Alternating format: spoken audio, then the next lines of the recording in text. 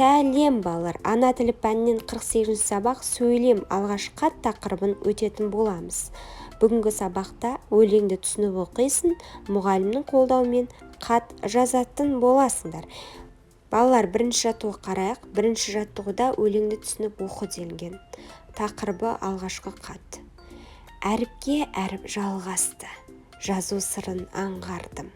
Қат жазуға алғашқы кәдімгідей қамдандым. Қалсам мінін анықтай, келмеді үйкеп өшіргім.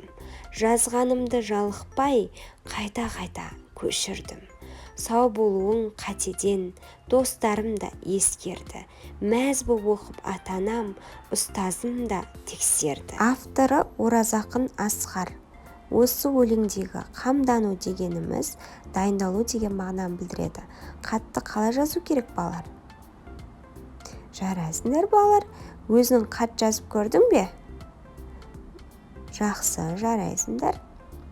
Балалар, қаттың да түрлері бар. Сәлемдесу, амандасу мақсатында да қат жазылады. Және балалар, есімізден шығармайық, қаттың да басы, ортасы және соңы болады.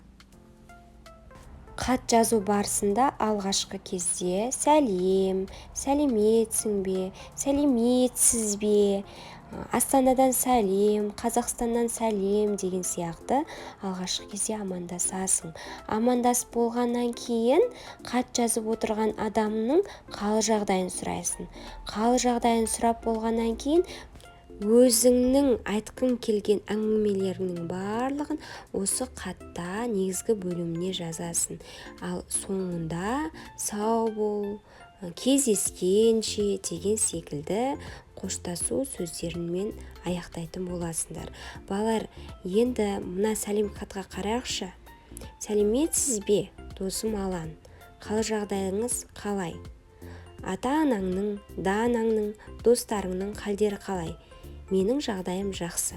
Лондонда тұратын қазақ достар таптым. Қазақша сөйлесіп, үйреніп жүрмін. Бір досым домбыра тарта біледі.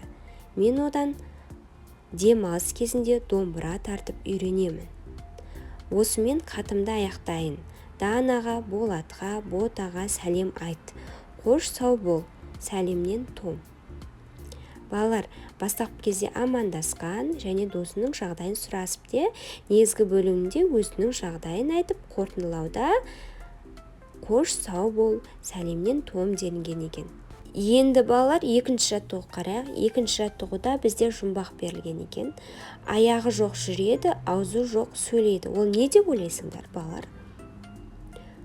Ой, жарайсыңдар, дұрыс, хат. Енді осы жұмбақты әдемі көркем етіп, дәптерімізге көшіріп жазып алайық. Жазып болсақ, балалар, үшінші жаттығуда үлгіге қарап, атаңа немесе әжеңе хат жаз. Үлгі: амансыздар ма, ата, әже? Аман есен жүрсіздер ме? Біз де аманбыз. Сабағым жақсы, сау болыңыз. Сәуле. Міне осы секілді хат жазамыз, балалар.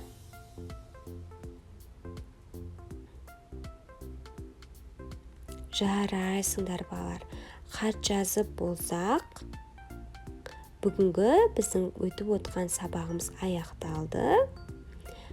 Сау болыңдар, балалар.